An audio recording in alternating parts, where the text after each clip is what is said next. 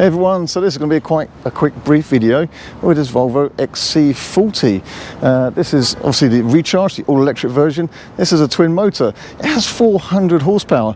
So stay tuned and I'm going to give you a little drive out in this car, see what I think of it. Okay, so I'm quite intrigued with this car. I mean, 400 horsepower in a fairly compact crossover SUV. I like the looks of it, I like that colour. It's not too big, it's quite square at the back.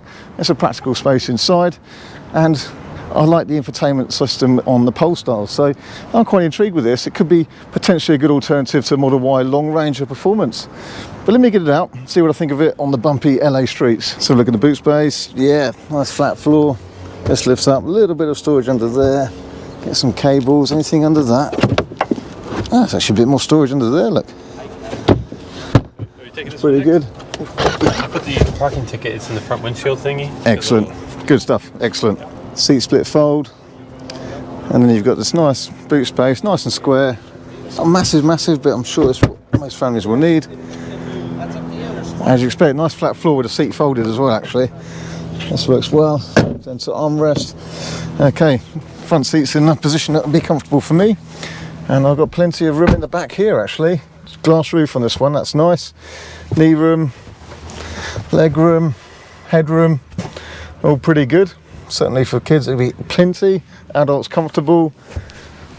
Transmission tunnel though. We don't like transmission tunnels, do we? And that's a problem. This platform is based on the same platform that the combustion vehicle is also based on, so you get compromises like that transmission tunnel. Anyway, in the front here, it's nice. It just feels premium. There's a nice kind of mixture of a couple of different materials there. I mean, it's plasticky, but it's just well finished. It's trimmed well. It doesn't feel too big. I mean, it feels like quite a compact car, but I can still see the bonnet because it's all quite square. I think you've got pretty good visibility for placing the car. And Harman Kardon sound. Nice bits of chrome trim around here. Just quite nice. Seat gets plenty of adjustment. Easy to get comfortable. Armrest there. Not bad at all. Let's take it for a drive. I like how there's a display with the mapping in front of me here. That's nice and clear. And the Polestar infotainment system here is super easy to use. So one of the best in the market, actually. Pretty close to a Tesla infotainment system. So really nice.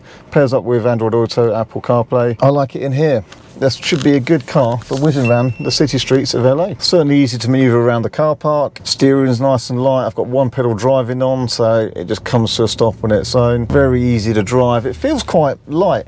Actually, these kind of dimensions are perfect for some of these streets in LA, and some of these junctions and kind of entrances and exits, like from the car park, is really steep, so you're not going to get grazed the kind of bottom of the front bumper on that. Is it a really good urban vehicle? Possibly. Let's see how it goes in performance. Whoa! That's a pretty quick car. So it's got a kind of a moderately kind of soft takeoff. It's quite progressive, but it starts pulling. I mean, I can't go too hard and fast here, but this is a pretty quick car, I have to say. That was quite impressive. Ooh. Yeah, it picks up pretty good. This has to be comparable to a Model 3 long range. I'll put the stats down here, but it's 0 to 60 in something quite quick. I'm sorry, we're jumping in and out of quite a lot of cars today. It's impossible to remember all the figures. We've got limited time. It's a good opportunity, but it'd be nice to reel off all the stats to you now. But it's a 300 kilowatt hour power and battery motors on this. It works out about 400 horsepower in a compact kind of crossover family SUV. I mean, it's a practical car that isn't going to be slow to drive and keeps you a little bit entertained. And it's certainly great around here. Visibility is good. It just doesn't feel too big. It doesn't feel like an SUV or anything like that. I'm remarkably impressed, I will admit. This is a good car. Do I prefer this to a Model Y? Debatable. It depends on usage, really. I've found that the Polestars have just struggled with efficiency and charging speed, although they are receiving updates. It is getting better with software updates, so it's interesting to see where it goes. So a Tesla makes it easier for doing long distances, just because of the charging network, just makes it easier. But just in terms of a car to live with and drive, this is a really good competitor. You need to try both. I think you really do. This has got a little bit of Polestar firmness to the ride, but it's not too bad. I think these bigger tyres take the shock out of some of it. So over some of these potholes, it's a tad more comfortable than Model Y. It's not super soft. The VW ID4 that I was in just now was slightly better at absorbing some of the shocks and the impacts, but it's not an uncomfortable car, not ever experienced yet anyway. There's a pretty good all-round balance, really. I think the way to look at this is it's probably not the most exciting. It's got the performance to put a grin on your face, but it's going to be hugely practical for a car that isn't too big and just feels quite nice and premium in here. It's very nice, easy to drive. One pedal driving, good regen there, and then we can go. Ooh. So it's quite soft in it how it accelerates, but it's got the go. Can you hear that? There's a little creak coming from the dashboard. Come on, Polestar. I think it said Volvo then. Oh, see if you jab it, it does give you a pretty good pull in the acceleration. But the dashboard's creaking. That's not acceptable. Premium car this. It all looks premium, but I'll tell you what, for whizzing around city streets, it doesn't get much better than this. I like the display in front of me here. That's really nice. The seats feel really supportive. Really good amount of kind of lumbar support on this one. And there's a lumbar adjustment. But the seat feels quite firm, but it's really supportive. This headrest is in the right place. Very easy car to drive. The Polestar never quite won me over, but this is winning me over much more. You just hear a bit of motor whine. There's a little bit annoying. You can hear. Do you like my impression?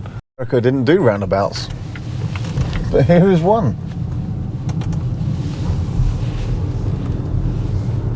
The steering on this is so light and easy, and you can actually make the steering a little bit firmer if you want to. There's even an off-road mode in the driving options on here. Look at that. Inflatable Father Christmas in a very warm and sunny LA. Doesn't seem quite right, does it? Whee! So there's a speed bump there, and it bounces quite a lot at the back. I mean, these are quite brutal speed bumps. Let's have a go. See how it bounces over this speed bump. Well, I can hear the parcel shelf or the boot floor bounce at the back, but it handles it absolutely fine. It absorbs it enough. A Mirai. Don't see many of those. I think I've seen 2 in LA, so there's a few more around. So right, here's a good example.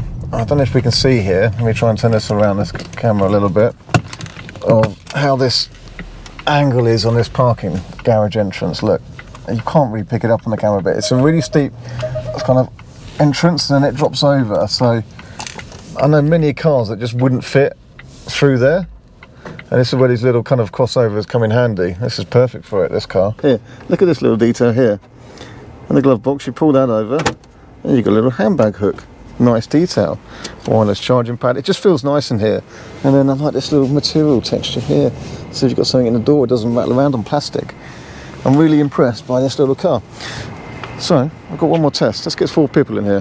How's it for space and batteries? What are you trying to say? I mean, not that. I've recruited some volunteers to see what it's like with 3 adults in the back. Any good? Good for 20 minutes. You got a transmission tunnel down there, though, haven't you? But I got air restricted. Okay, let's take one out the back. Let's have a look. Let's take one out the back. I'm guessing 2 adults are going to fit quite comfortably in there. I'm comfortable in the back. Yeah. How's that for you guys? So for quite a small car, 4 adults is actually absolutely fine, isn't it? Yeah, I think so. It's pretty good. Yeah, okay, thumbs up for the XC40. Okay, so by direct comparison, test the Model Y. 3 adults in the back of a Model Y. What do you reckon? The middle seat is a lot worse. Is it? Than the Volvo? Your legs sit lower, but your back is more uncomfortable. Okay, you can adjust the backrest on this. If you hang on this lever down here, now push back. Oh, that's better. How's that? Well, now my head hits this thing. Does it? Mm-hmm. Yeah. Okay, so take one person out. Same test. 2 adults in the back, which is better? This. I think so. The Model Y? Yeah, a little bit more. And you got the flat floor here as well? Yeah, the floor is lower in the Y, yeah. And for 3 adults in the back, would you call it even then, as long as that backrest is back, or would you call the Volvo better? I'll let you do that. I'd say this is a 30-minute ride, while that's a 20-minute ride with 3 people in the back. Yeah, okay. It is a smaller car and it feels smaller inside, but it's done too bad in comparison, is it? Yeah. Excellent, thank you very much, guys. And there's a little bit of storage under the front there, enough for a cable set. Not massive, but enough. You know, I wouldn't say this is a soft ride, but it's not too bad at all. And considering this one's got some pretty big alloy wheels, what have we got? It's Pirelli all season. And it's got 20-inch wheels on this one. So given that, I was actually quite impressed. And you can see the little short overhang and clearance at the front. It does have off-road mode, but it's ideal for those little steep entries and exits and junctions you get here. Okay, so what's my verdict on the XC40? Do you know what? I drove it without really having expectations, but I got to admit, I really like it. It's a compact car, and yet it's got really good practical space inside. Shame it has a transmission tunnel in the back. Shame there's a creak on the dashboard of this one, but it's a really compelling little car. And is it a competitor to the Model Y?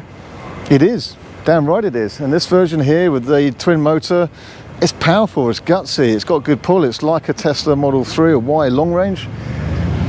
It is a really good competitor, and you'd need to try it.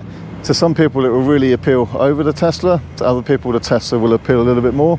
It's certainly to drive, it feels a slightly more compact car, I would say, and it is compelling. So well done Volvo. My surprise of the day really. That was much better than I was expecting, so yeah, pleasant one. Anyway, thank you for watching, hope that's useful. It's quite brief of course, but that's what it is today. It's just a brief chance to drive a few different cars, and that one has been a bit of a surprise today. I really like it. Thanks for watching. Hey everyone, thanks for watching our videos. If you like our content and want to see more, don't forget to not only subscribe, but also hit the bell icon for notifications so you don't miss any new videos as they're uploaded. Plus, we're also on Instagram. Just look up R Simons or RSEV. We're on Facebook and Twitter. So lots of news, stories and things as we go on each one of those channels.